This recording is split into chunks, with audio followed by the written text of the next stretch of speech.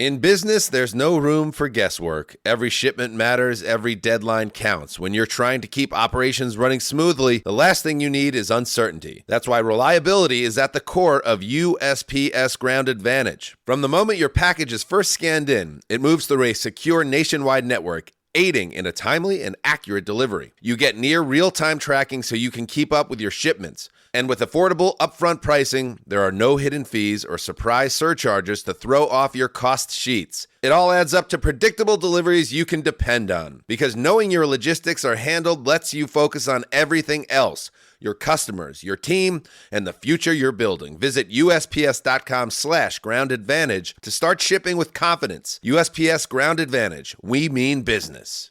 When you bring a child into the world, your perspective shifts overnight. Suddenly, I'm not just thinking about today. I'm thinking about kindergarten drop-offs, first cars, college tours, all the milestones I can't wait to see. And part of loving my family means planning for their future, even in the uncomfortable ways. That's why I chose life insurance through Ethos. What really stood out to me was how fast and simple it was. With Ethos, everything is 100% online. You can get a quote in seconds, apply in as little as 10 minutes, and potentially get same-day coverage. There's no medical exam. Just answer a few health questions right from your laptop or phone.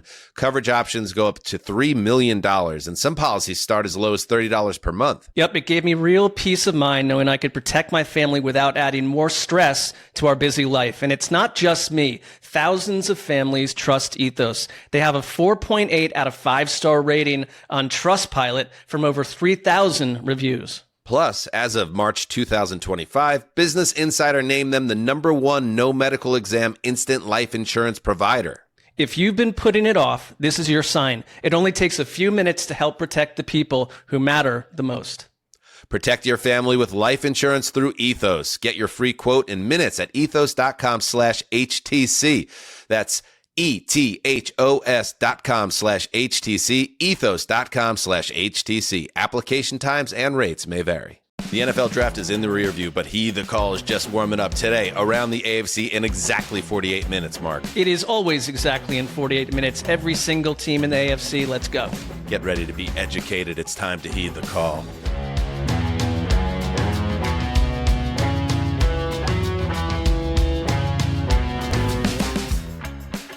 Hey-o. Hit my mic there. Welcome to Heed the Call, a football show. Dan Hanzus here, Marc Sessler, Conor Orr, Justin Graver on the ones and twos. And when we get to this first episode, the first episode after the NFL draft, we go into around the AFC and around the NFC mode. One of our most successful, long-running, enduring segments to get a deep dive on every team.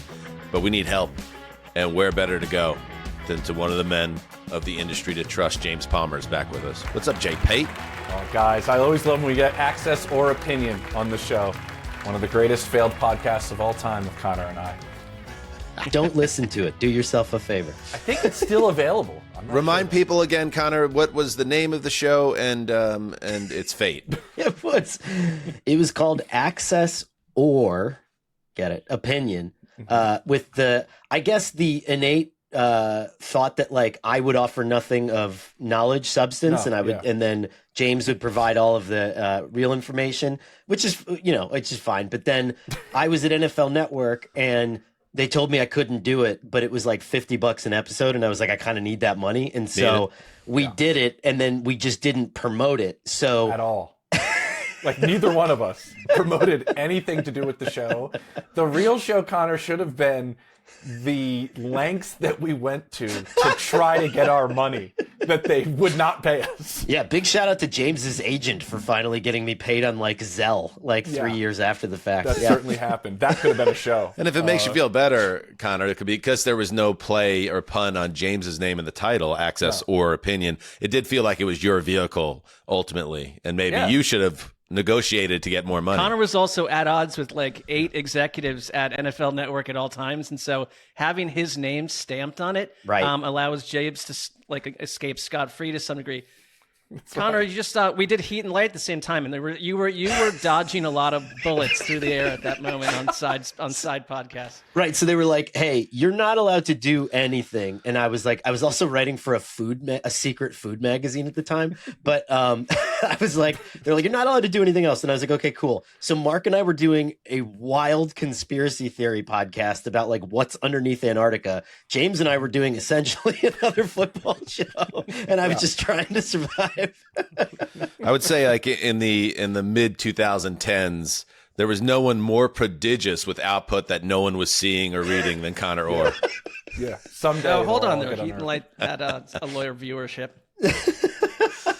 I'd say you could find that as well, but I think that's been buried by the internet. It's all on YouTube. You can stream it now. Someone put them all on YouTube, re-recorded them and put them all up on YouTube. Pinch me. Wow. I know what Well, I'm doing on that's so in vacation. that world. That got under Dan's skin a little bit, I believe, if I'm not, or the entire other group that I would disappear and do this other show with. Mark, with you might be Connor. surprised to learn this, but no one ever thought of it once ever. I don't know. I took a lot of verbal jabs, actually. I took a lot of verbal jabs. I do recall that. All right, here we go. Here we go. We'll start with the American Football Conference, all 16 teams, and remember the rules.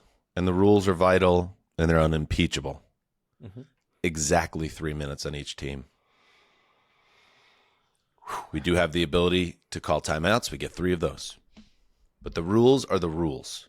Mm-hmm. And if you break the rules, our producer, Justin, despite being just weeks away from his nuptials and everything that goes with that, will not hesitate to shoot you in the throat with a taser dart. Taser dart. Understood? Yes. Yes. No Adrian Brodying anything. I mean, that guy is a stress ball, and he might be one of those things where the true crime series where it's like, you know, we could tell by the amount of wounds on the victim that this was personal. This was somebody who knew the victim. Like, I could see Justin with all his different things he's doing right now just going off on somebody if they go over the time limit. Yeah, crime of passion. Right. Yeah. Exactly. Here's shoot Andrea Mark? Cannon. Yeah. All right. Without further ado, and we can't wait. We're going to be in Dallas, Palmer, for the Graver wedding. Way to bring it up again. Oh, sorry. Mm-hmm. Sorry, can't invite everyone, although I get the feeling that maybe he did. I was told it's a numbers game. Private text from Justin, but it's okay. All right, let's go. Damn, Justin. Wow. A numbers game? A numbers game. Cold-blooded. All right, let's start with the Do it. AFC East. And James, you are the guest. You are our friend, so you're going to get us going, starting with the Buffalo Bills. I'm going to go with the Buffalo Bills. Here we go. And my little nugget here at the top before I send it out to my esteemed group is the DJ Moore trade, I think, is a big part of what their entire draft is. I know we're supposed to focus on the draft, but I think that's the biggest thing that they did this entire offseason. I think that changes how they went about things. To me, this puts my boy, Steve Smith Sr.'s #1 receiver in his mind, Keon Coleman, on notice because they go get Skylar Bell. I think that's a sleeper in the 4th round. I love the Skylar Bell pick.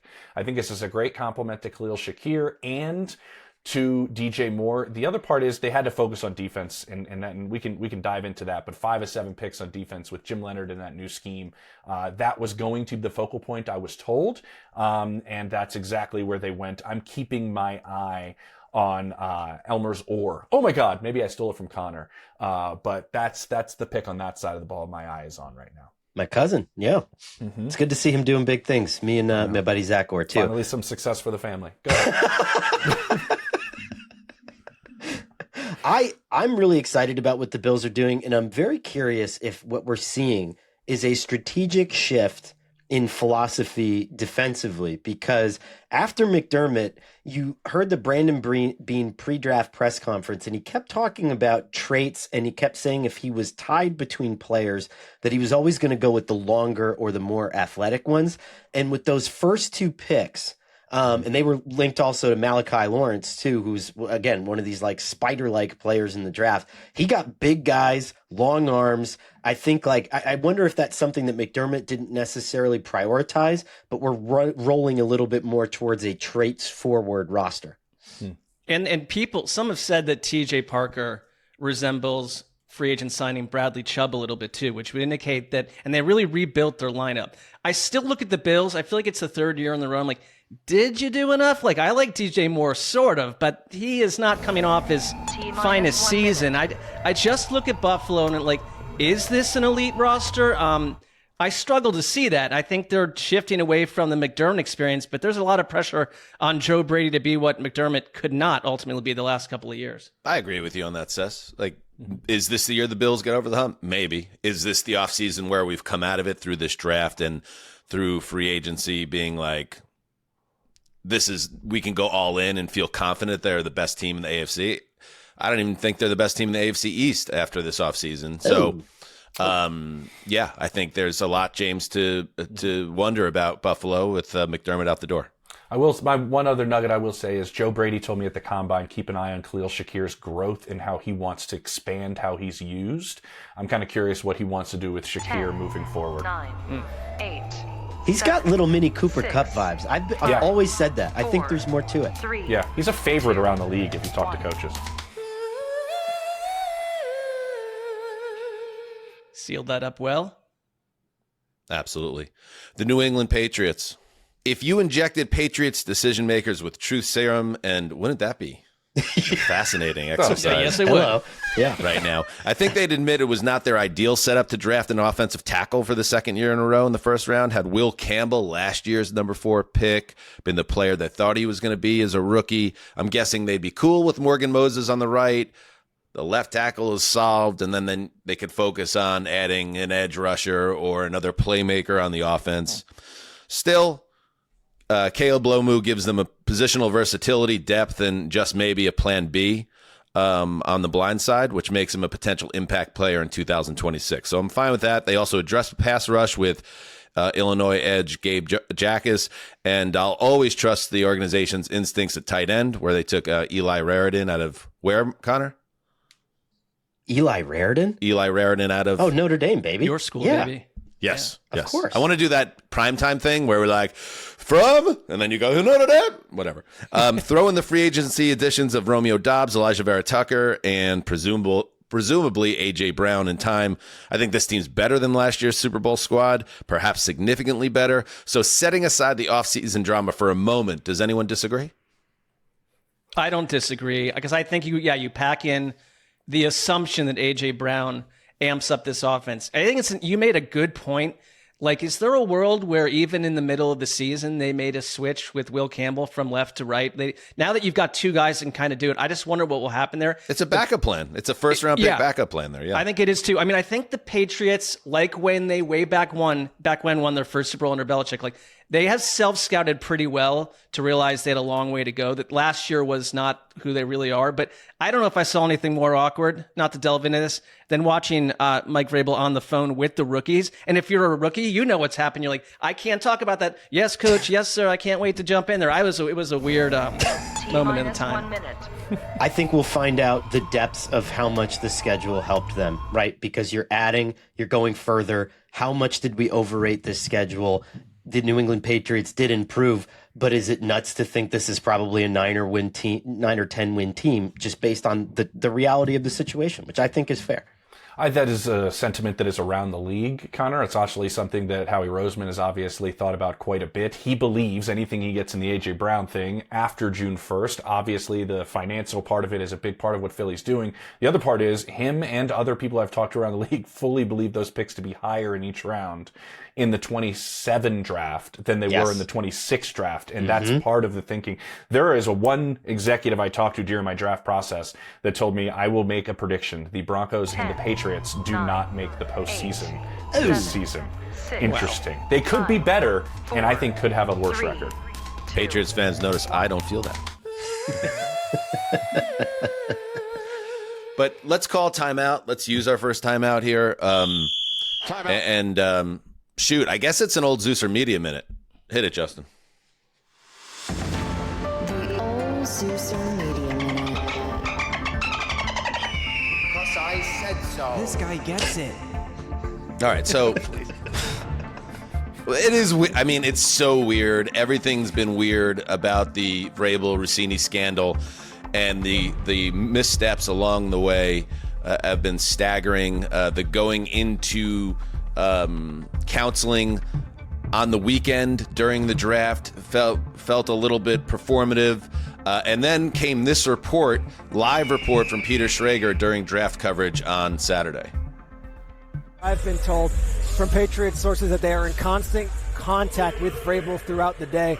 Obviously a very unique situation, but if you're just watching and didn't know the news, he is not drafting with the team here on day 3, taking some time away to get some counseling and to be with his family where he has taken the priority. But that responsibility would go on Elliott Wolf, the general manager, Ryan Cowden, who had worked with Mike Vrabel in Tennessee and is now over there in New England, and of course the coaching staff. But no Vrabel in the building, but they do have contact via telephone and text message. So yeah, I think everybody can, again, if you had doubts about what was going on here and whether this counseling thing was a real story, it would seem odd that the coach was then in constant contact throughout the weekend of the draft when he was ostensibly supposed to be healing wounds from within. Anyway, Schrager then retracts that report after he probably got a pretty angry phone call from someone. Following up on the Vrabel report, Schrager tweeted, "It was my understanding that Coach Vrabel was going to be in contact with the staff via phone text, but I've been learned that in the end, both Vrabel and the team ultimately chose not to interrupt him and his family during day 3 of the draft." I'm going to say, we gave out awards, James, on our last show. I'm going to give out another award. This is to everyone involved with the Patriots and their PR on this. This is the Take It Easy Champ. Why don't you stop talking for a while? Maybe sit out the next couple of plays award. Everybody just lock down, shut the f*** up, because every time you make an announcement and a report comes out, you immediately have egg on your face, go underground, and disappear.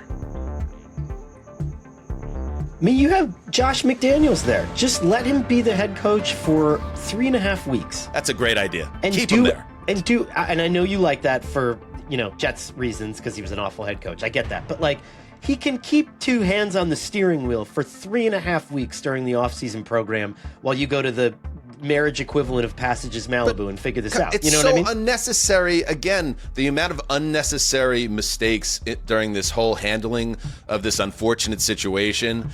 Right down to, we didn't have to add this little counseling side plot during the draft, and then immediately for it to be exposed as a ruse via the Schrager reporting, and then to know that once again an insider who's really tight with the team has to get slapped on the wrist and retract the report.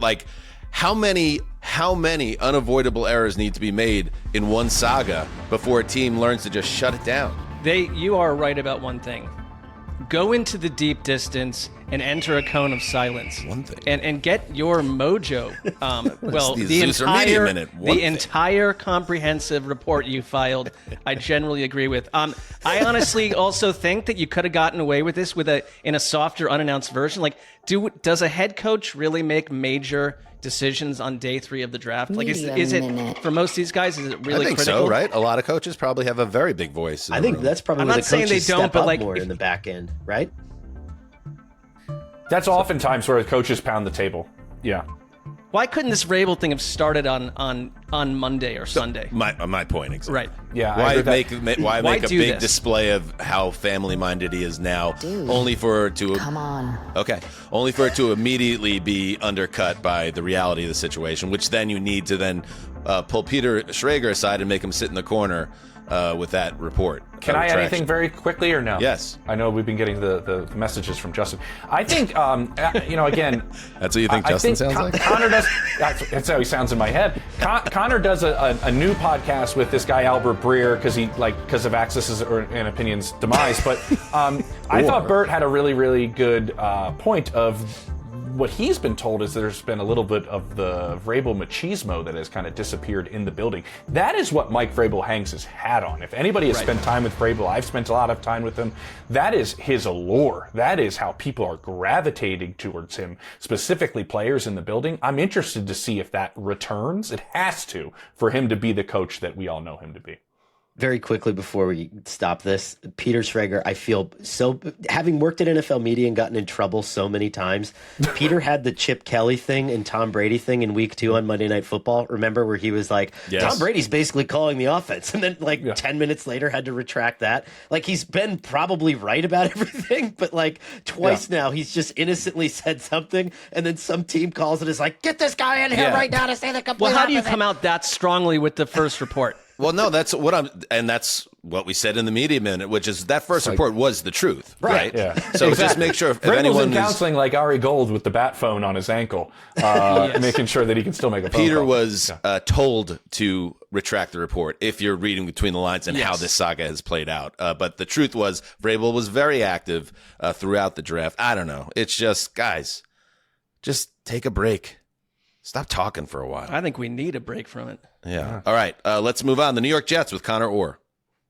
All right, let's go, baby. So here's what happens when you go an entire season without an interception and your defensive-minded head coach who wants a tough, physical team is not tough, is not physical, and really doesn't play a whole lot of defense. You spend the number 2 overall pick on David Bailey, and after 2 other first-round picks on the offensive side of the ball, you go right back to it with D'Angelo Pons and Darrell Jackson Jr. 8 new starters on the defensive side of the ball for the Jets in this one, and I don't think you can make any mistake about it. Muji has done the best job I've ever seen as a GM in planning for the future, but also making sure his coach, who's about a step away from falling into the sharky waters, at least making him think that he's got a fighting chance at holding on to this puppy for one season. Beautiful job by the Jets all the way through. What do you guys think? I think love it's been where a they're great at. offseason. I think it's been a great offseason for the Jets, where for all the reasons you just stated, even right down to the quarterback, let the Rams or somebody else gamble with a Ty Simpson in a bad quarterback draft. Let's just put the focus where it needs to be. I did, and it is also, I thought about this morning. I Googled it, and I'm pretty sure this is the truth. They ended up, as we know, with 3 first-round picks this year. Right now, they're slated to have 3 first-round picks next year. That's never happened before in the NFL. So when you think about a year from now, and we don't know if these top of the draft guys are going to hit, but you are going to add 6 first-round picks, including a quarterback next year. So whether or not this turns into, James, a team that's truly on the way up, I don't know. History tells us no in the last 15 years. But I think the steps they're taking to rebuild this roster are very, very well done. And it's been respectful of Glenn's tenuous grip, but also Muji having a bigger picture of what's going on. This is where you want to live as a general manager. Just wait, guys. Woody, just wait. Wait till next year. Right. Wait till next year. That's how you That keep your year. job. Yep. That's the way you keep it going. But I look at Omar Cooper Jr. specifically. I look at Kenyon Sadiq specifically and go, man, these 2 guys are going to benefit from Garrett Wilson. They're going to benefit from a group that is very appealing. Now, all these quarterbacks that might go in the first round in 2027 have to be licking their chops about the offense that they could be joining. I'm not sure what the odds are on any of them. I could check with Brendan Sorsby if he has a take on what the odds are of him landing there with the Jets. But listen, I don't know which quarterback's going there, but it has gotten very appealing on that side of the ball for whatever quarterback gets placed in. Now the hard part, or maybe the easy part, pick the right quarterback. Well, I think part of it is, Connor, you said it right. This isn't we're keeping Aaron Glenn no matter what situation. It's let's go see what you do with this. But when that quarterback comes, I think Frank Reich could also be a one-and-done scenario based on who they pick. That's not the guy you'd go after, number 1 for your quarterback. It's a 2-year great process for the Jets. I'll take the dart. They took Bailey over Arvell Reese. He ends up with the Giants. It's going to be a fun thing to track in New York sports over the next couple of years. The Miami Dolphins, Marc Sessler. Okay, I always want to try to be positive-minded with what's going on here. Their draft was a motley soup of picks. They got a bunch of good grades from Draftniks, though. They really did. Well said, Mark. I think they, Caden Proctor, a massive guy at tackle. The Lions were into him. That was a need. Chris Johnson at cornerback shot up the boards. That's a need. They need everything. They still look like the '89 Cowboys to me, to the point. Look at all those picks. Is that why they brought Aikman in, to just make the organization clear? In that '89 year when Aikman was a rookie and the Cowboys go 1-15, how do we navigate this? How do we survive this? Can Jeff Hafley, who I think is a good coach, keep his cool with one of the weirdest rosters in the conference? And are they simply the worst team in football, or does Miami have patience for a slow burn rebuild under two dudes from Green Bay? I am so fired up about this, and more so than I ever thought. Jacob Rodriguez was my favorite linebacker in the draft. I love Jacob Rodriguez. I was hoping that the Patriots or the Texans would take him in the first round. And here's one thing to keep an eye on. Jeff Hafley's really great architect on the defensive side of the ball. Coaches were obsessed with the Texas Tech defense in particular and how unique they looked on film. So David Bailey comes from there. Jacob Rodriguez comes from there. The teams that draft those players tend to absorb some of those wrinkles just because of all the film that they watch. So you pair Jeff Hafley with the Texas Tech film this offseason, I think Miami's going to come out and surprise some people on defense. I like what you said, Connor, because what was Jeff Hafley and John Eric Sullivan looking for, right? Character guys that you can start building this foundation with. I think Jacob Rodriguez is a big part of that. By the way, former quarterback turns middle linebacker. I mean, can you not love a player Mustache. more with a tremendous caterpillar on his top lip? I mean, the guy sees football very, very well, and they were brought in, both of these individuals from Green Bay, to just scout talent. Be better at bringing in talent into your building. And I think this first draft was very important, but I think they did check a lot of those boxes. 1 minute. And, just to keep in mind when you look at what's going on, and it's been well documented, Dolphins have to rebuild everything. Well, that's what happens, because not only is when you go from Mike McDaniel and what he brings to, the table, to Jeff Hafley and what he brings to the table. Very different people, very different philosophies. So it's a culture teardown, and then there's the roster teardown. So you're ripping this thing down to studs. And maybe it's not the worst time to do it, Mark, when you have the Patriots and the Bills slinging it out at the top of the division just to try to reorder your entire house, rebuild your house. It just feels like there's a plan. And I like that, this time around, the coach and GM, they're linked together. They want to work together. They've got to have a shared mindset. Connor, you mentioned those players that fit what Hafley can do. I like Chris Bell at wide receiver. A bunch of people thought he could be an impact guy. They've got a ways to go, but I don't think they're just a plug-and-play disaster. I do not. I think they're going to win a few big games. Okay. Let's take a break. And when we get back, the AFC North. Meet your moment of calm. Primally Pure just expanded their Blue Tansy collection, and the new Blue Tansy Body Butter is already a ritual rooted in real life. It's cloud soft, it melts into the skin, and it's made from scratch with real biocompatible ingredients your body actually recognizes. Grass-fed tallow to fortify your skin barrier, mango and shea butters to replenish moisture, and beeswax for a breathable layer of protection. For mornings that feel full, for days that don't go as planned, for moments that seem chaotic, return to calm with skin that feels restored, protected, and buttery soft.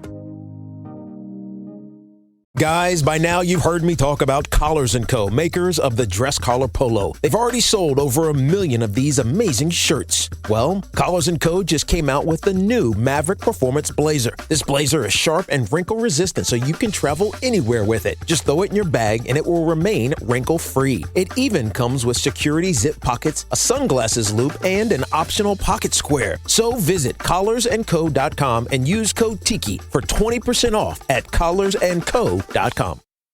Have you got Groons? The Mega Vitamin, Mineral, Nutrient Daily Pack of gummies ready to give you the boost to take on the world. Generic brands only contain 7 to 9 vitamins in one pill. Groons Daily Pack gives you more than 20 vitamins in nutrient-dense gummies full of flavor, along with 6 grams of prebiotic fiber to support immunity, brain development, and developmental growth with ingredients backed by more than 35,000 research publications. Save up to 52% off with code FOTW at gruns.co. All right, we are back. Before we head to the AFC North, as we're recording, we just got oh my God. We just got this report. Away from this thing. We got this report out of New England. Let's see what it says. It is from Phil Perry. My understanding is Mike Vrabel is back in the office. Problem solved. We got everything Mike under the rug. Vrabel, is this the Onion? Mike Vrabel is back in the office today. Missed day 3 of the draft, but he didn't. Spoke about prioritizing family while also recognizing his responsibilities to the team last week. Again, take it easy, champ. Why don't you stop talking for a while? Maybe sit the next couple plays out. Yeah, and like whenever you God hear from like the wives of NFL coaches when they suddenly go off their NFL schedules and they're home a lot. Not to mention the culture around this being home a lot scenario for Mike Vrabel. They don't want them there. Get out of here. Go back to work. Like, you're living two separate lives half the time. No, Mark, they're in counseling. There's very serious things going on in that home right now. Or was. Families before football, Mark. Have you heard the statement? I've heard the statement. Very quickly, like, sometimes when, and I think this is natural of all things, but if, like, I forget to take the garbage out on, like, Monday and Wednesday, like, that lasts more than 2 days in terms of, like, a marital dispute. And this feels a little bit wider in scope than, some of the minor domestic incidents. I think it's equivalent. Fights. I'd see the two as equivalent. I mean, the quote, my priorities are my family and this football team in that order. And then you're spending 20 hours a day at the team facility, and then we have plausible evidence of a 6-year affair with an NFL reporter. I'm pretty sure football is inched ahead. It just, from the outside, it appears that maybe that statement is at loggerheads. I have a question with what Connor said. Retire that term. Trash comes twice a week at your house? Yeah, trash twice a week and then recycling once. So I mean, it's New Jersey. It's the sanitation. There's gotta sanitation. be reasons. All right, here we go. Let's move to the AFC North. I'll get it going with the Cincinnati Bengals. The Bengals seem to be in a strange place as they enter what might be a pivotal season for the franchise. Joe Burrow to me is like that uber cool and popular golden boy of your hometown. He runs the place, but also his own home, even though he's a teenager, where mom, dad, everyone else has to walk around on eggshells so as not to upset him or deplete from his effortless cool in any way. Last year, it meant signing his top 2 wide receivers to top of market deals. This year, they took a big swing at fixing their defense, another Joe Burrow issue, because they couldn't get off the field. So the blockbuster trade for Dexter Lawrence, followed by another huge contract. You give up a number 10 overall pick. It put the Bengals in a similar situation as the last few years. Lots of upside, but also this hanging dread that this whole thing is a house of cards ready to topple. Stay out of Joe's room when he's listening to his rap. I mean, I think Joe Burrow, if he's still unhappy, it becomes a Joe Burrow issue for me because you went and got Dexter Lawrence, and I think where they would have been sitting at 10, that's a win for the Bengals. You got Boye Mafe, like Shamar Stewart after you draft Cassius Howell, and after you go and get that in round 2, like you change what Shamar Stewart might be. There's a lot of versatility in this defense. They've done everything you could have asked in this time to pump up the biggest weakness on the field. And if Burrow's unhappy at this point, it's like, this has been a very active franchise in terms of giving him what he wants from what I see. You can only give him so much. I think the Bengals have had the smartest approach to defense this offseason because in lieu of, you didn't want to do this fight with Trey Hendrickson again, and you don't want to have this issue where you're paying $40 million for an every down pass rusher that fell off last year. So what you're doing is effectively building kind of what Robert Saleh did his first time around with the Jets, which is like hockey style rotations of pass rushers. Even Miles Murphy, who's much maligned by the Bengals, another first round pick, he came around last year. I think these guys are going to be able to affect in waves differently than Seattle, but similar in terms of just the theory behind it. I love the middle of the defense, Connor, especially like up front when you're going to be able, like you mentioned, hockey style Mafe in a different environment, possibly. You get Shamir Stewart another year into the league. And I think the one thing I would have done differently, because everything I heard talking to people around the league was look for edge, look for corner. And they did that with their first 2 picks. But if I'm in a win now mode, we got to keep everybody out of Joe Burrow's room so we can listen to his rap music, according to Dan. Go get McCoy in the 3rd round. If it's win now, nobody's going to question his first contract. He's arguably the best corner in this draft. It's a great If you need to win right now, get him in the 3rd round. He was sitting there waiting for you, and you could have gotten that, whether you get a second contract out of him or not because of the knee. Man, if you're win now right now, I would have taken him as my second pick at corner. This team is trying. They're trying to keep the franchise star happy. They're trying to make the defense better. And maybe it's just an outside the building narrative that Burrow has the team on eggshells. Maybe it is. Had Skyline Chili? But yeah, maybe it's also real. And maybe if the team is 7-10 again, he does want out.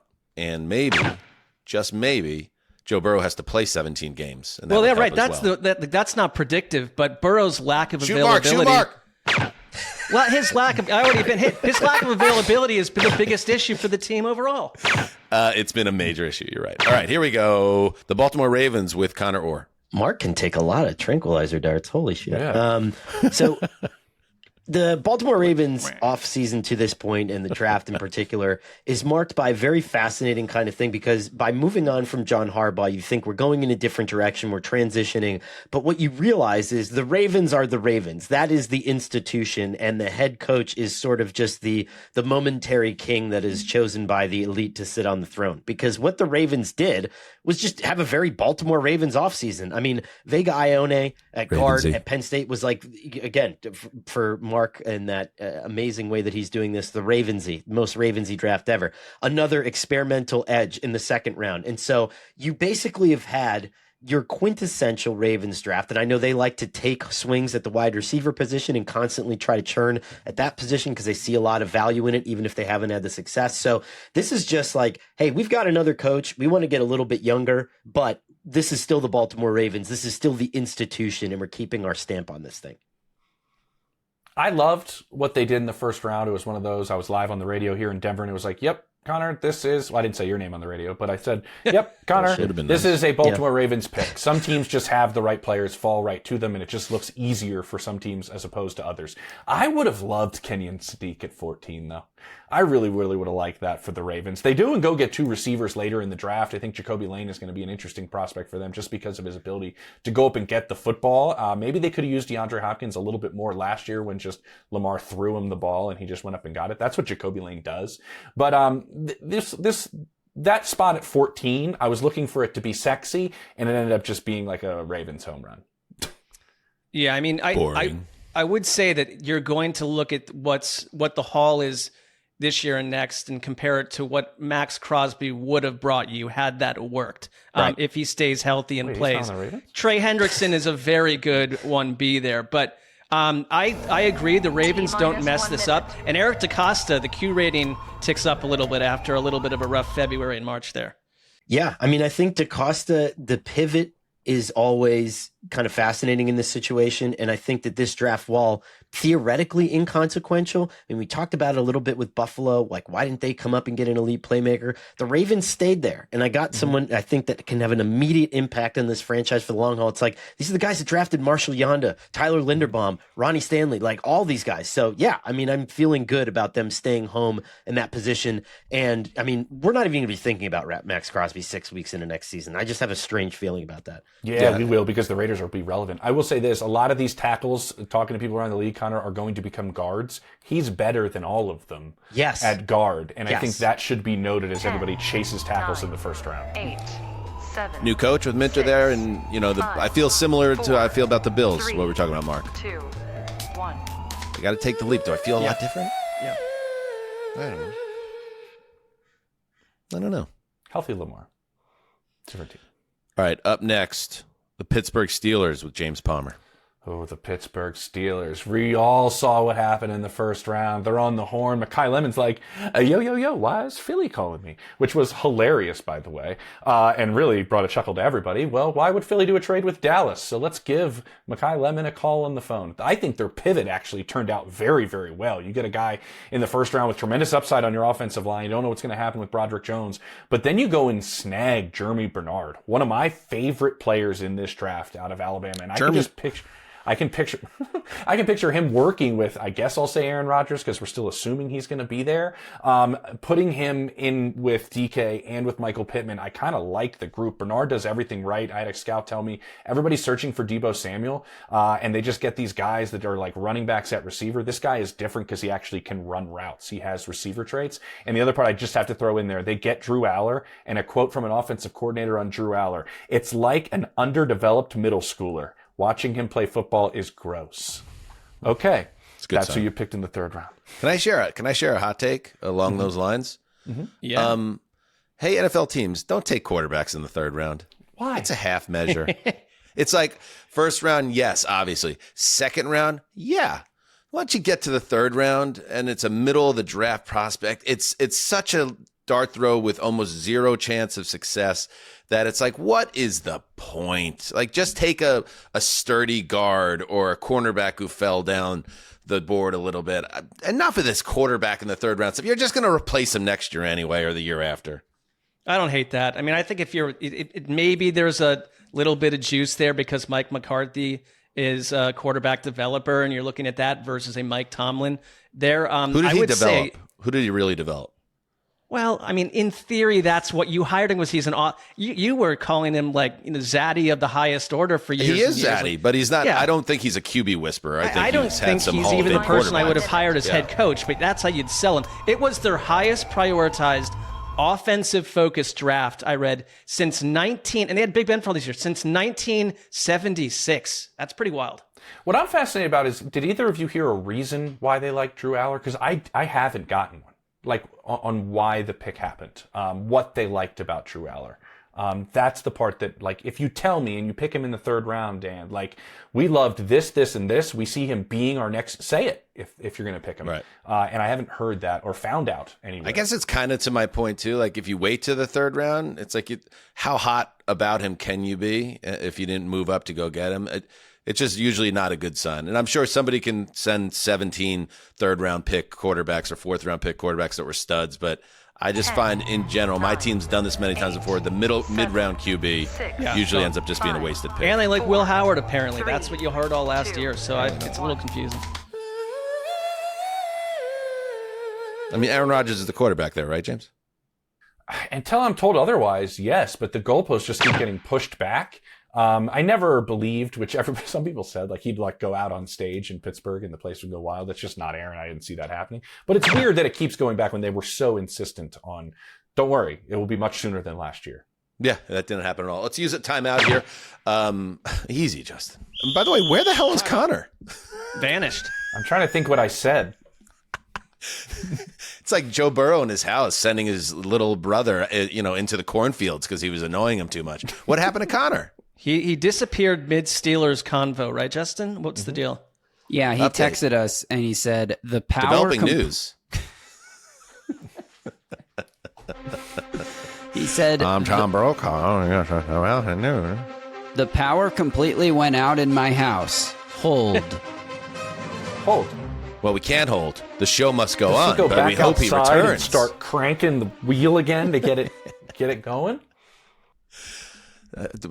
Does this have something to do with Connor's hot take on the previous program that all cities are the same and not special?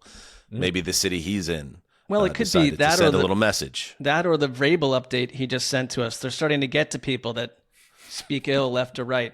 Absolutely. So they're tree cutters.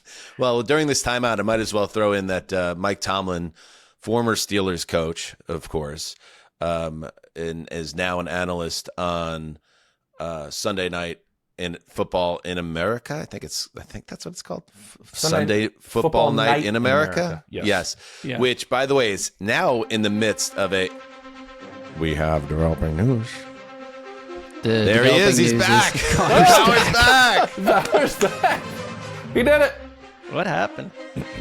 I live not far from a place where they test military weapons, and there's some times where all of a sudden you just hear like, and then like the power just goes out.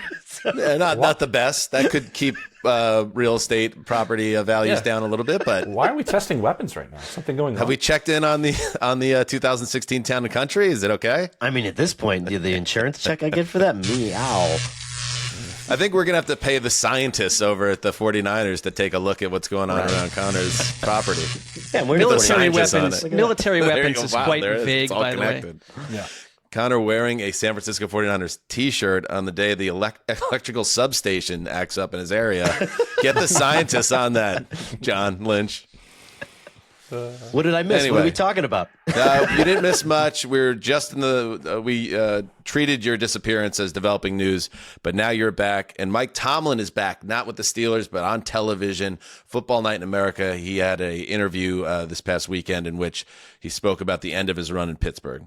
You know, it's probably not an overnight decision, but it's probably not something that I could articulate or share with people. There's a loneliness with leadership.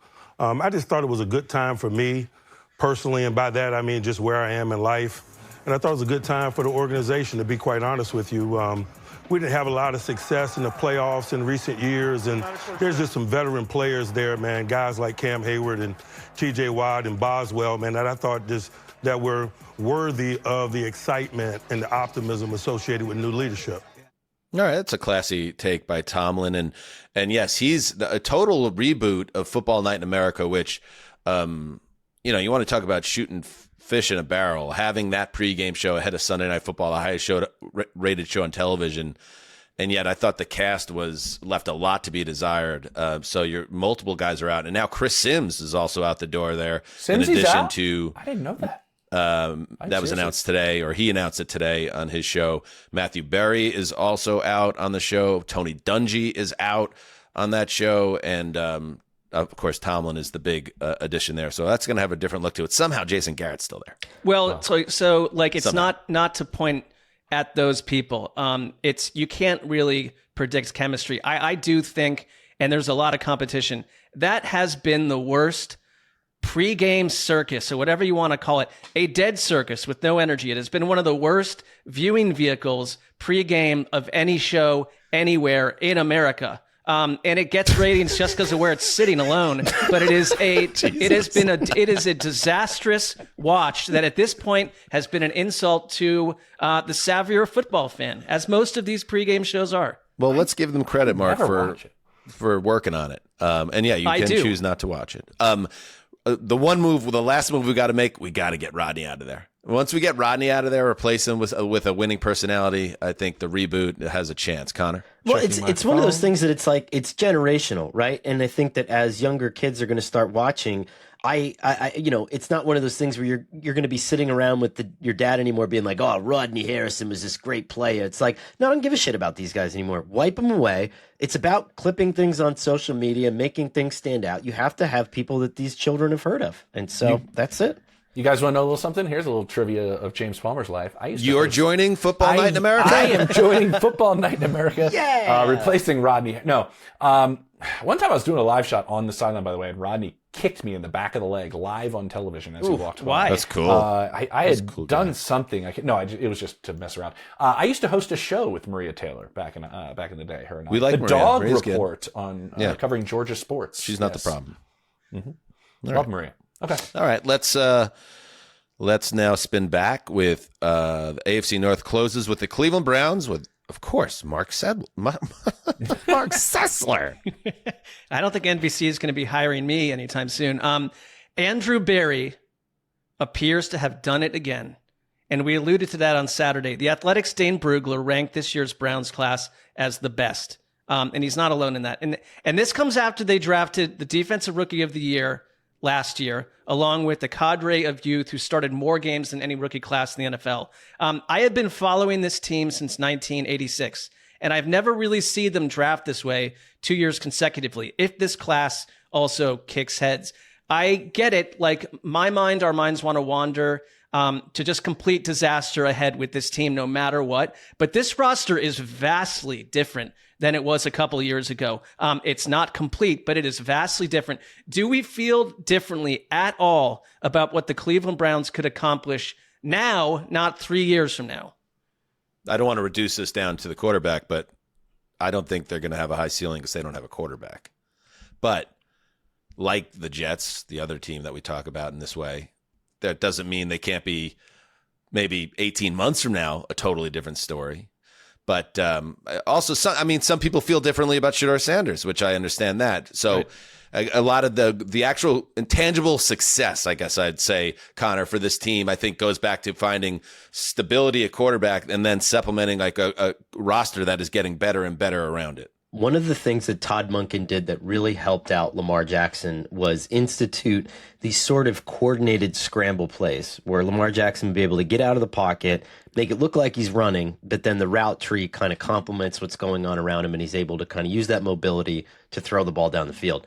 I think Deshaun Watson benefits from this more than anybody, and I think Deshaun Watson has a strangely decent season, and nobody Like, I mean, I am a Browns fan no longer simply because he is on the roster, so it gives me zero joy in saying this. But I think that the best thing to happen to Deshaun Watson was Todd Monken coming in, and he'll use his mobility. And I think that's probably the equalizer that makes this Browns team actually halfway decent.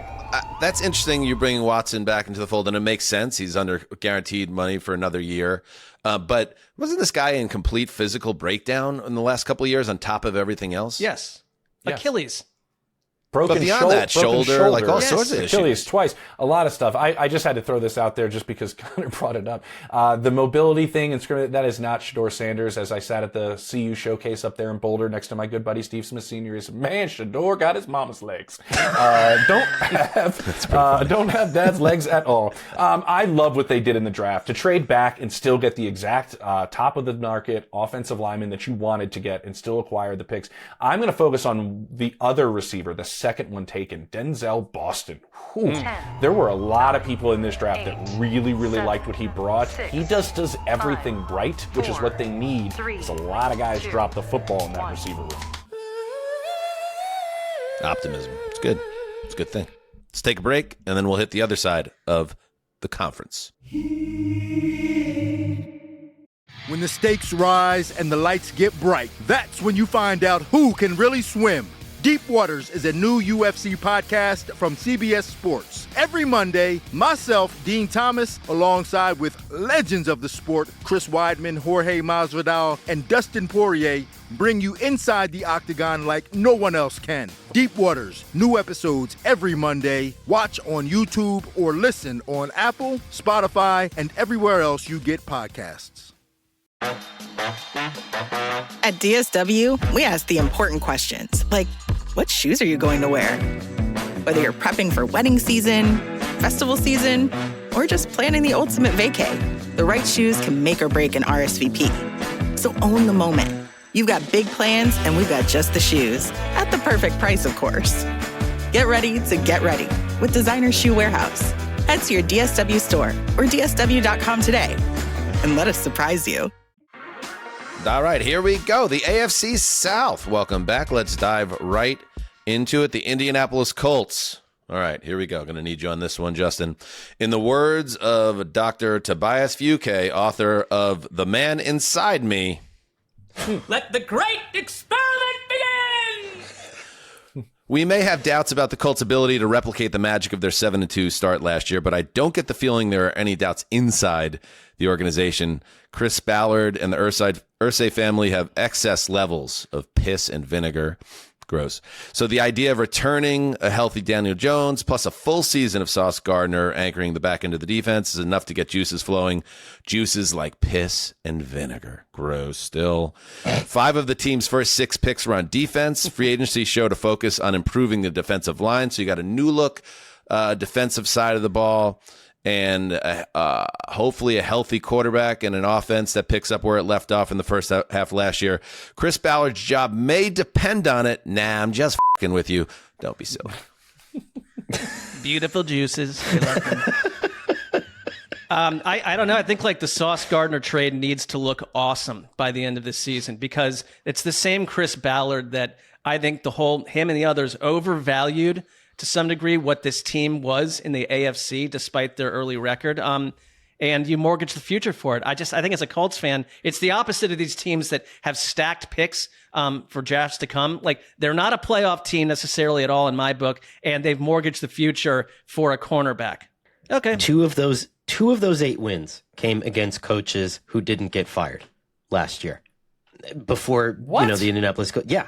I mean, it was like, so, I mean, so I'm just saying, I've been saying this now for 3 months, 4 months. I've been like, this isn't just a take that's in the prep area getting ready to throw into the frying pan. Like, I think I'm hammering the under on this like a medieval carpenter. Like, it's not, I'm just like, I don't know.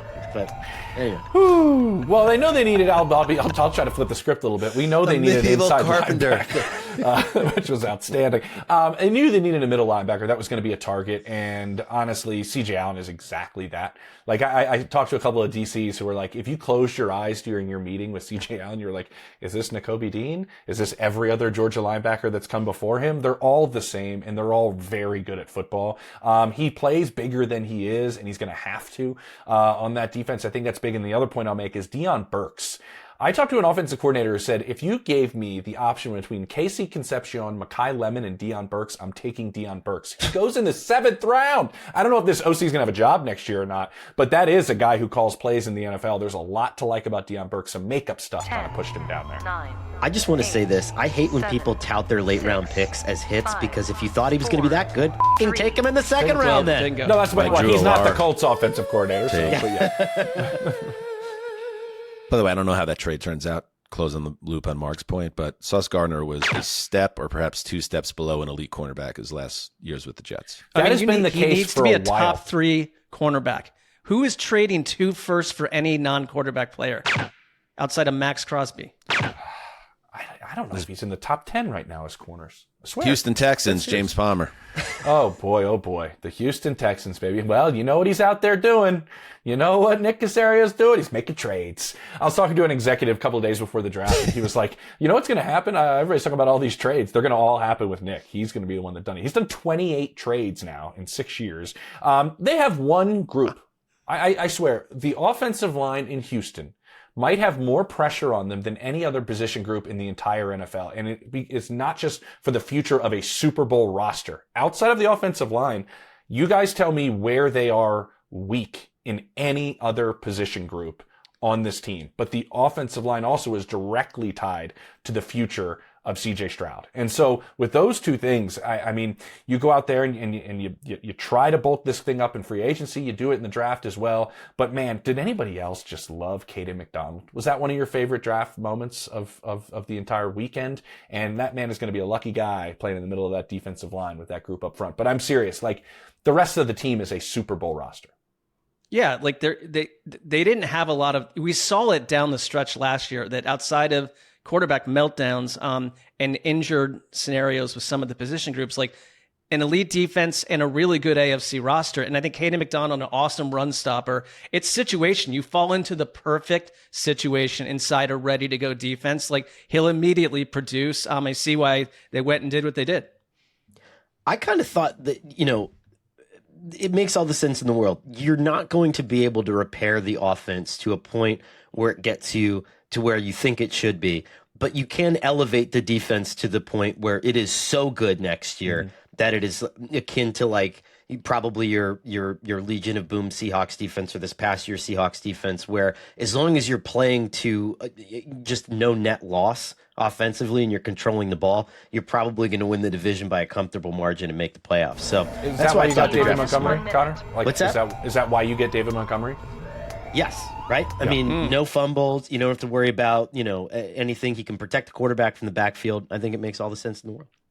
The Texans last year finished with the 18th ranked offense, 14th ranked passing attack, and really missed Tank Dell last year. I wonder where he's at. I know we got an update from D'Amico Ryans during the league meeting that they expect him back at some point this year. Stephon Diggs used to be there. Stephon Diggs is still out there. Is there another weapon you could add to this group to try to help CJ Stroud get back on track? Well, you could shove it if you want Nico Collins, according to Nick Caserio. So that was pretty awesome at the press conference. Why would they trade Nico Collins? Why did that bubble up that way? Yeah. They got the 2 kids from Iowa State, so you got to think both of them take a pretty good leap. I was told at the end of the season, Jaden Higgins was really starting to kind of really climb there in practice. So I think his role would expand. And I think Kalen Rutledge is going to play center, I'm told. So that'll be interesting. The Tennessee Titans with Conor Orr. I was really bummed when I saw I had this one, because then I'll get like shit talked on the Tinkering Titans podcast for like missing out on like 3 of their backup guards that they drafted that they're all excited about. But this was a team-wide overhaul, and I think the ethos going into this was I don't really care necessarily if they're offensive players, if they're defensive players. The quality of this roster needs to come up. And the Rand Carthon era was such a disaster that I think what you needed to do was backfill a lot of these positions, get quality depth, get quality positions or quality competition in the building. Carnell Tate is interesting because this was a kind of Dable-led expedition, and I think Dable and Saleh know each other really well. But for him to kind of go out and to have the freedom as a head coach or a coordinator, finally, to kind of go back out and really study the wide receivers. This was a weapon, a position of need that they wanted during that draft. I'm dying to know how he comes out and changes this offense. I said all along I thought he was wide receiver 1, and I think the way that he plays, the style at which he plays, is going to elevate Cam Ward, and ultimately that's what this entire thing is all about. What were people talking about? Like I saw some response that Robert Saleh, they said, had a down-tempo response to the draft. Is that even vaguely accurate, Justin? I'll cede my time in this segment to Justin. Go ahead, buddy. I don't know what that is about. No, I have no idea what that report has any. I don't know. Robert Saleh. More an observation than a report. Are you saying no gas, no brake? Is that what this is? All brake? Mostly no gas, brakes. all brake? Tapping I think it's driver mostly. Brake? Yeah, I think it's mostly gas. Not a ton of braking happening there, but he said sketchy. that because he was asked, Arvell Reese, Sonny Styles were on the board when Titans were on the clock, and they didn't obviously take either of those guys. They were asked about that, like, did you think about adding a defensive player?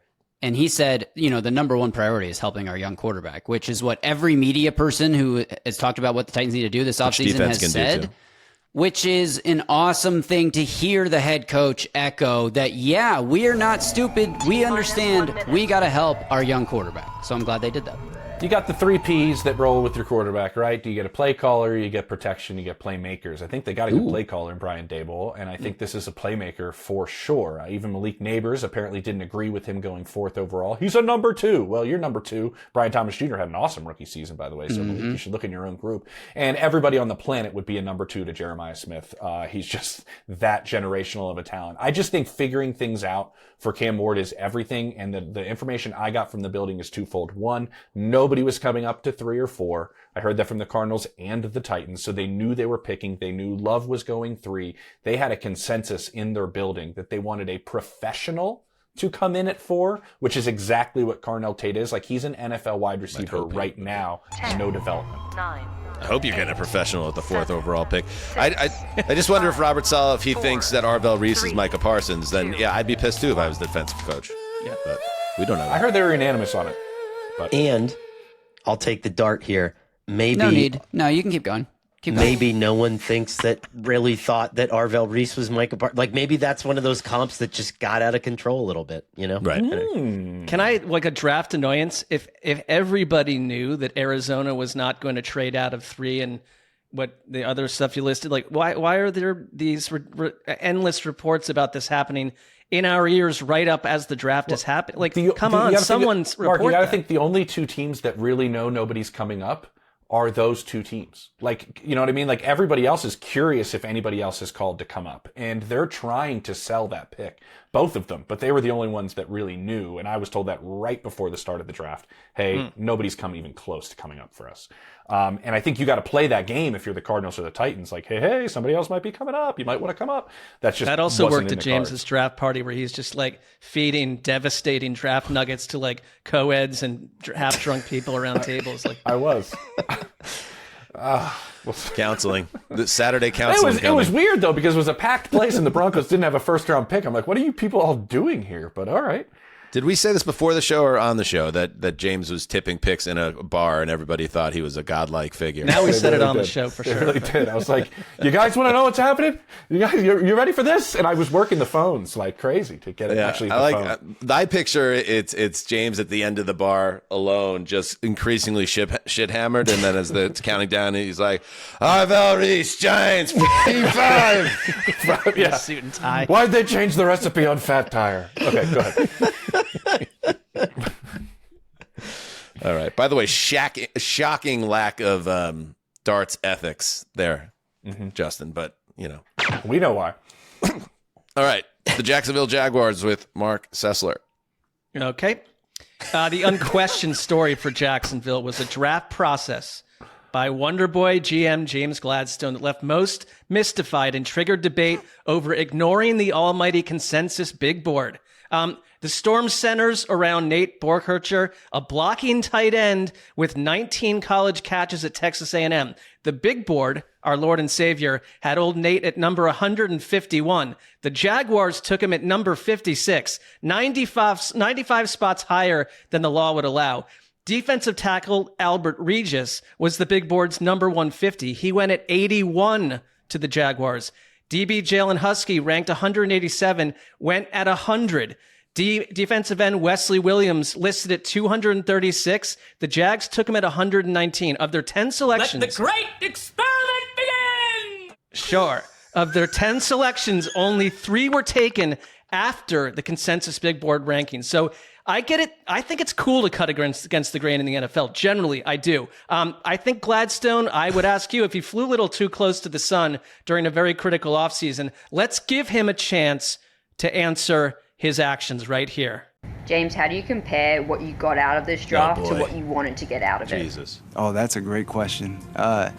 So I can say, as a part of maybe the day before kickoff on Thursday, we ended up putting players in slots across all 11 picks, and can in fact say that we were able to nail 10 of those 11, and we only made 10 selections. So, that's it. That was a pretty fun outcome, knowing that we were able to map it as cleanly as we were. I don't think that had anything to do with skill, but maybe a little more luck than that. But that was a pretty exciting piece. Do we have the tweet, Justin, of the where this video was attached to initially? We don't. T-1 minute. I have the tweet. I'll tell you the tweet right now. You got to read this. The tweet. And who it came from. All right. The tweet reads, Connor, make your point while I find this tweet. Hang on. Okay. Twofold thing here. Of the Jaguars draft last year, Travis Hunter, the 82nd best wide receiver in the NFL. PFF grades are not, a complete marker of this, but, it's just kind of a biomarker. LaQuint Allen, 57th out of 59 running backs. I mean, let's be real on kind of where we're going with this thing. But I'll excuse the tight end pick in the second round by saying this, and I have a perfect analogy for this. We do a fantasy football league with a bunch of very old people, and someone messed up the draft settings one year and made the roster have 6 tight ends. So when the draft started, it had every tight end ranked at the top of the consensus big board, and everybody freaked the out because they couldn't turn it off before the draft started. This is kind of what's happening in the NFL because everyone needs 12 and 13 personnel, and so those tight ends kind of got sucked up a little bit, made a little bit more valuable than they probably should have been, and so I think Gladstone got stuck with somebody that he maybe could have gotten in a later round, but maybe not. No, he didn't get stuck. They nailed, I think he said they nailed all 10 of their picks. The only reason they didn't nail 11 is because they only ended up with 10 picks. Here is the tweet Mark was referring to from great name Nerdboy Takes. BOI. Jaguars fans watched an awful draft play out in real time and then had to watch this smug fart sniffer talk like he's a generational ball knower. And Mark, we don't need to pile on Gladstone because again, maybe these guys are awesome. Maybe they did go 10 out of 10 and 11 out of 11 if they would have had 11. So they had to settle for 10 out of 10. But, Heed the Call was kind of on top of this situation a year ago. And now Jaguars fans are starting to get a little nervous and with potentially good reason. I think to Connor's point, and we were on this and something, this is the way this show works, but I'm reading Moneyball with my son, Luke, who's become a huge baseball fan. And the movie's great, but the book is it's a renegade mantra in doing things just differently and changing your sport. So if this all works, cool. Maybe it changes the narrative around the big board, but it feels a little bit like you're pressing the avant-garde angle here when 8 out of 10 of their picks simply look nothing like the big board. And I think the big board is faulty. It can be faulty. It's pre-scouting and human error, but that's if you have 2 or 3. If you're going out of 10, you're now on our radar, and we're going to be watching these players very closely over the course of a couple years, because over the last 5 years, no one has gone off big board more than the Jaguars. That's not all Gladstone. That was previous to him too, but it's been a thing with the Jaguars. And outside of last year, it hasn't worked record-wise. Being an outlier and going your own way and showing a level of fearlessness, these are all good traits, but you just have to have evidence that it works. And I think there's two things, Connor, two prongs to this. There is the what's happened the last 2 years, so just the circumstances and the decisions, and then there's the way the message is being delivered by this very young looking executive who, if anybody watched Parks and Rec, the character Ben played brilliantly by Adam Scott. He was the youngest mayor ever from his town that he grew up somewhere in the Midwest, and his legacy was that he tried to build this like super mall that like bankrupted the town, so it became like this thing that he carried around with him like an anchor as he tried to move through civic politics. Kind of how this could end potentially is James Gladstone in that type of scenario, and we're just kind of keeping an eye on it. Yeah, I mean, and I think what I'm trying to do here, and everybody calls me a hater all the time, but it's like we have to demystify this a little bit. Like, James Gladstone was the guy that Les Snead asked to pick people up at the airport. You know what I mean? Like, that was like 8 years ago. And in that time, I don't think you become a transcendent genius at anything. And so let's just allow the world to continue on the way that it is. You're going to get some good picks, you're going to get some bad picks, and nobody's changing the world. I mean, we all tried. So I traveled over 200 days a year, Connor. You can learn a lot at an airport. Real quick, he does come from the F them picks type of world. I just wanted to put this nugget in there. We all started somewhere. I'm glad that Connor brought that up. I started covering the Mountain West Conference. That was my first job. And the hilarity of the coach at Wyoming telling me he got everybody he wanted on National Signing Day. It's like, no, you didn't, man.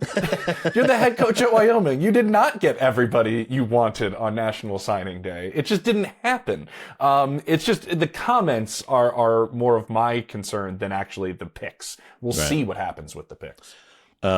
Ben Wyatt, played by Adam Scott, was elected mayor of Partridge, Minnesota at age 18, riding a wave of anti-establishment sentiment. He was impeached just 2 months later after bankrupting the city with a failed winter sports complex project known as Icetown. Like, are we in the Jaguars Icetown era? We're going to find out. We're skating put Icetown in Jacksonville. You got a problem. We're going to find out if Duval has its own Icetown project. All right, let's roll to the AFC West, starting with Marc Sessler on the Chiefs. Kansas City Chiefs. I think the winner here is Steve Spagnuolo. KC's first 4 picks came on defense, first by trading up from 9 to 6 to get LSU cornerback Mansour Delane. Then you get Peter Woods, the Clemson defensive tackle.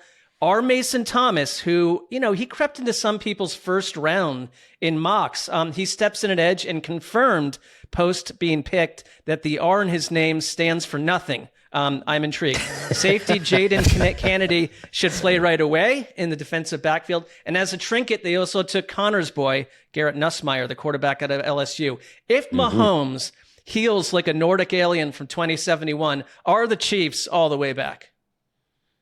That conversation, which we've been having for years, even when they were winning Super Bowls before this recent downturn, we would still be having, are the Chiefs back? And it was focused on the offensive attack and whether it would overwhelm opponents like it did years ago.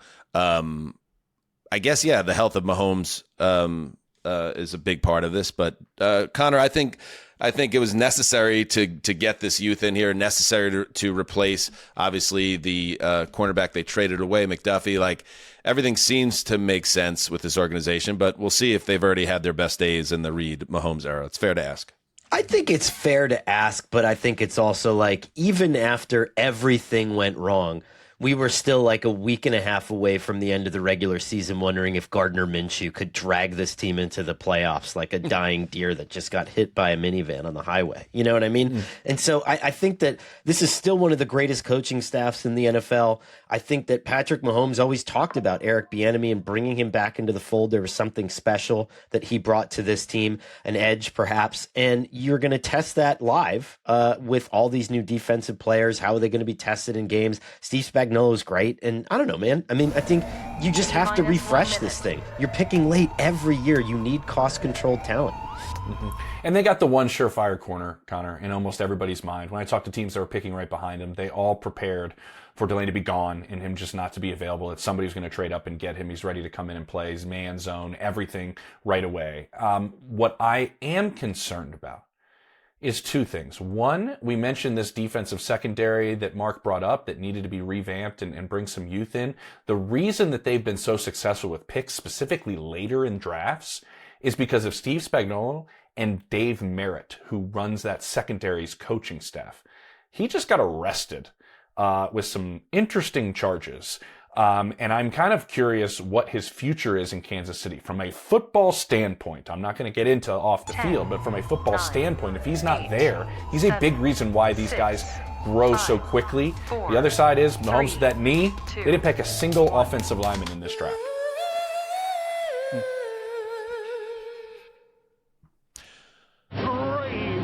Yes, Justin. Not a long stop down or anything. Just wanted to answer Mark's question about R. Mason Thomas. His mother wanted to continue the family tradition of naming people with the R letter, but they also wanted to name him Mason, so they just put the R in front of Mason, and that's a true story. Are we going to the mall later? Keep spelling, mister. Okay.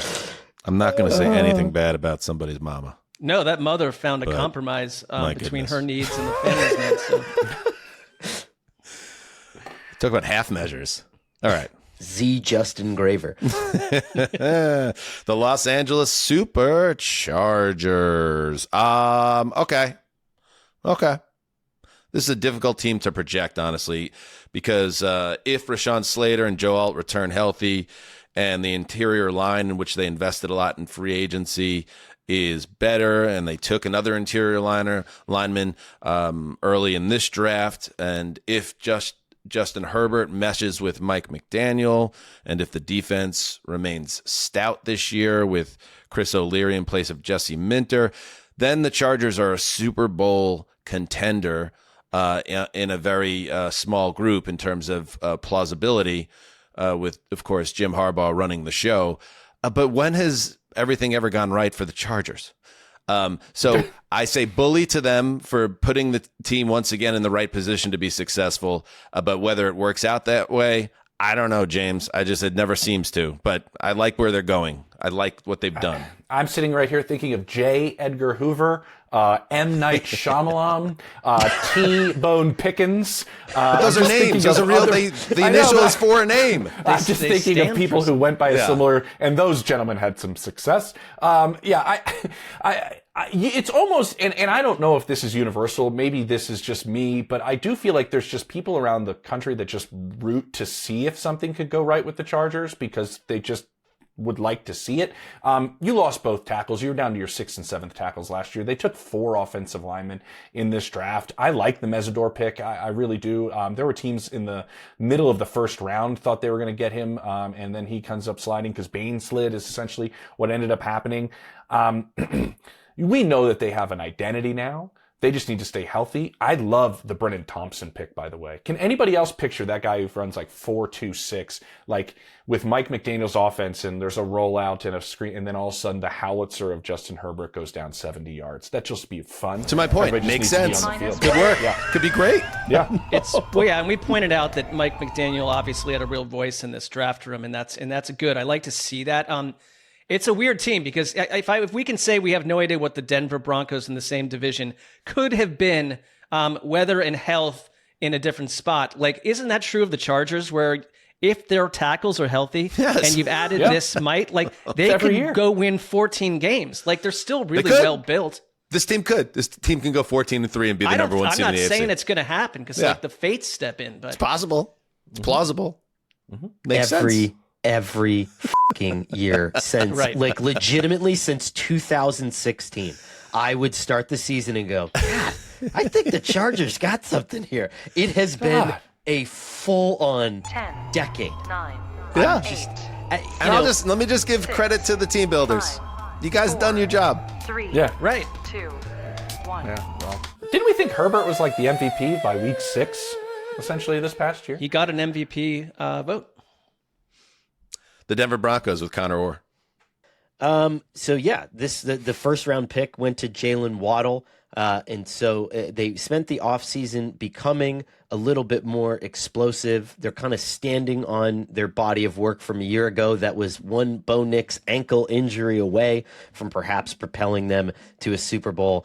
Sean Payton, this is a transformative offseason in the fact that he is stepping down as a play caller for the first time, and I think that had a long kind of ripple effect throughout the roster. But I will say this, Jonah Coleman out of Washington was one of my favorite players in the draft. He is built like a bouncer at Magic City. And if you look at this guy and you like if you're just going to give him the most minute amount of sass, he will knock you into next week. There is a clip of him hitting Sonny Styles from Ohio State, that overrated ass football school, and putting him into next month. This guy is bad to the bone.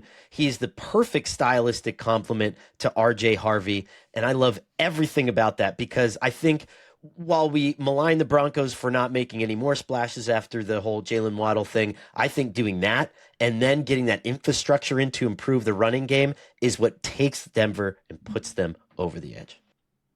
Interesting comments, Connor. I did like Jonah Coleman as well. They haven't seen enough from RJ Harvey. They bring back J.K. Dobbins. I'm not sure what just 2 initials Coleman could go by if he wants to join the backfield, but he could change his name in some capacity. What I would say is also the other tight end that they got as a nice compliment to Evan Ingram and what's James exactly holds happening. His Ohio State diploma in front of his face. Now I can't see my notes. Oh my goodness! They were in a luxury spot. You just keep your diploma there? I was going to say, who keeps their diploma Mark, these on are their college work guys. desk? Where are your guys' guys chopping it up?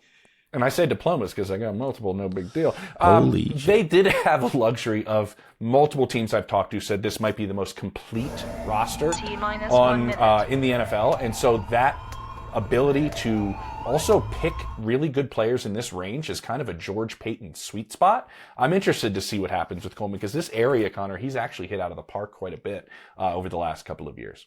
I mean, also with the draft, like it's just psychological that, and I ragged on them playfully over the weekend for taking the first day off and like vanishing until like late third round. Like, yeah, but if you pack Jalen Waddle into this list of players they added, which you should, like, we'd be thinking about this draft grade wise very differently. Like, they got an awesome wide receiver. They really needed it. I love that for the Broncos, and it's a tangible big change for their offense.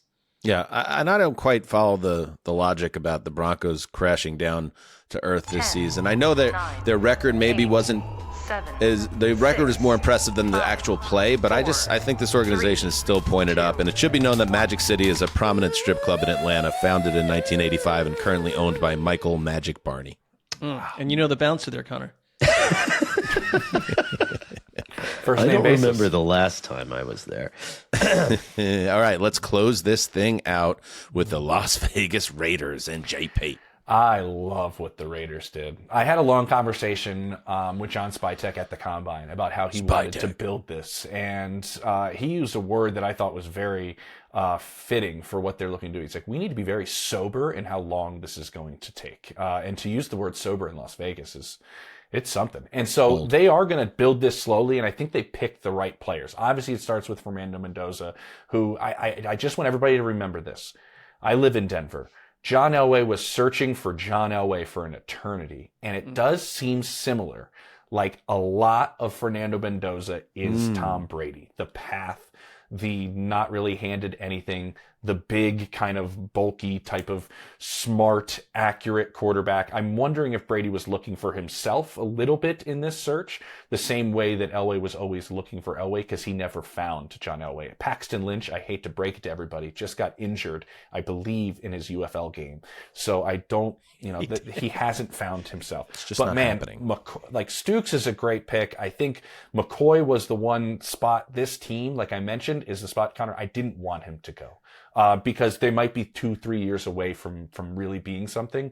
But I like Mike Washington, and I think Malik Benson is a steal who can score from anywhere on the football field, down there in the 6th round.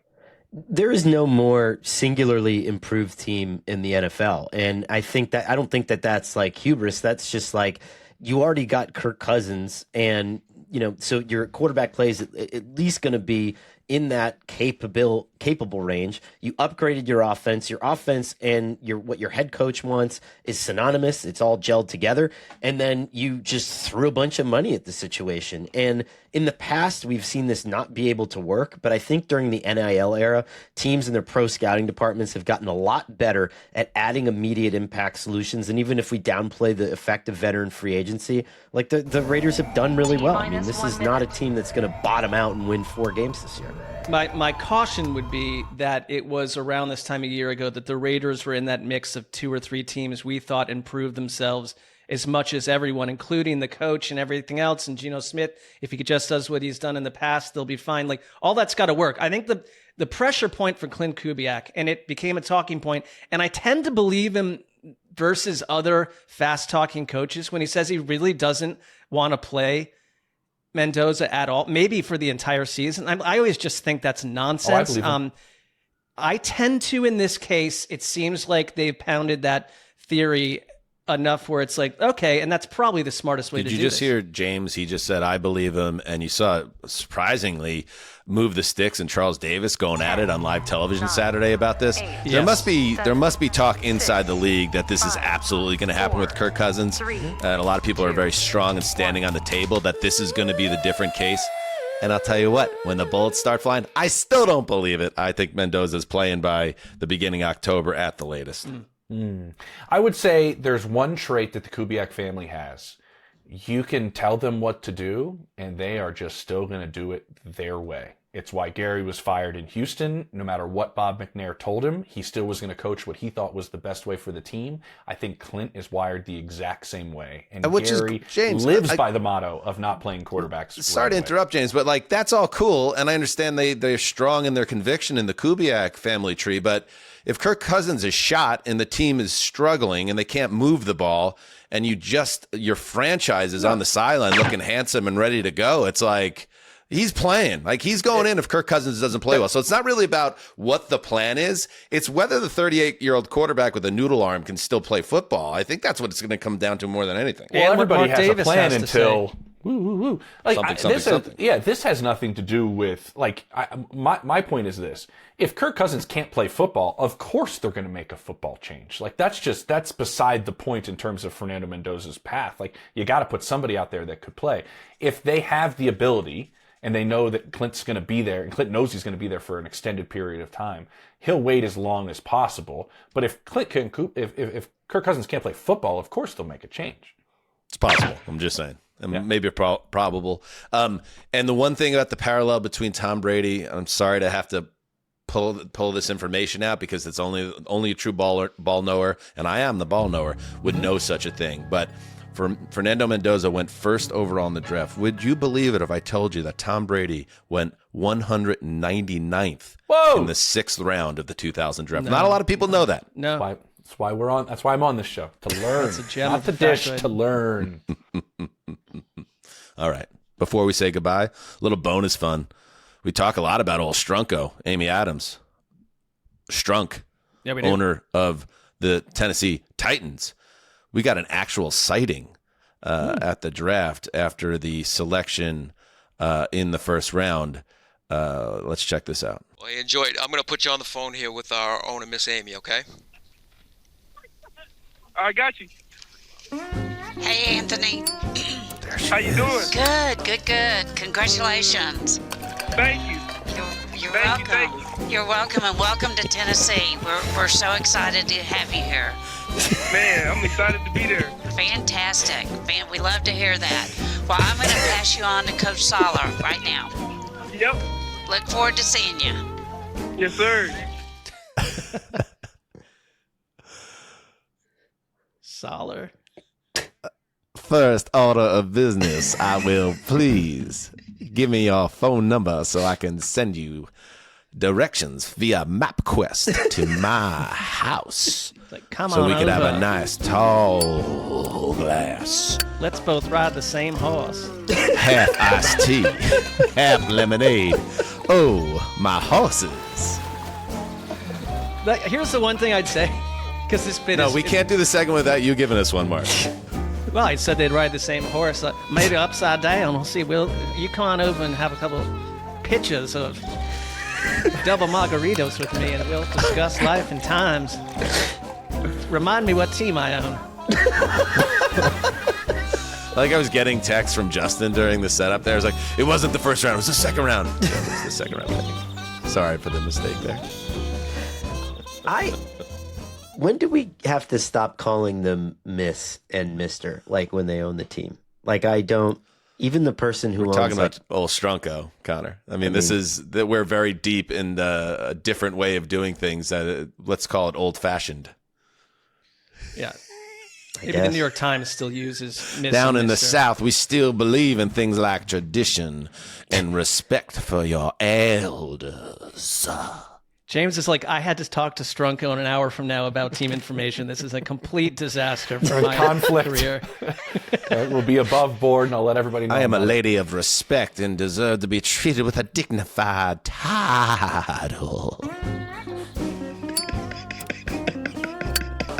What I love is her voice sounds like our version of her voice. I know, it's like not that far off. It was such a joy to see her and hear her, you know?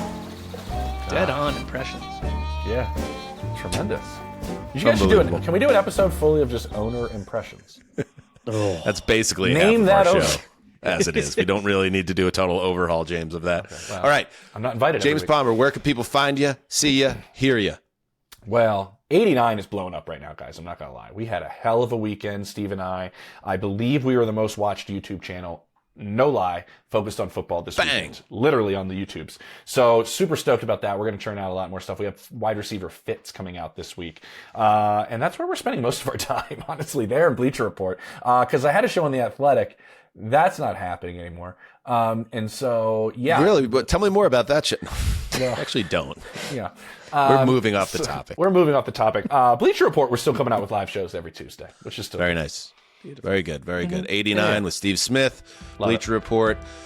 We will be back on Thursday with another very special guest, Sheil, from Philly Special, and the Ringer NFL show will guide us through the NFC. So please be there for that. And until next time, do what you must. Heed the call.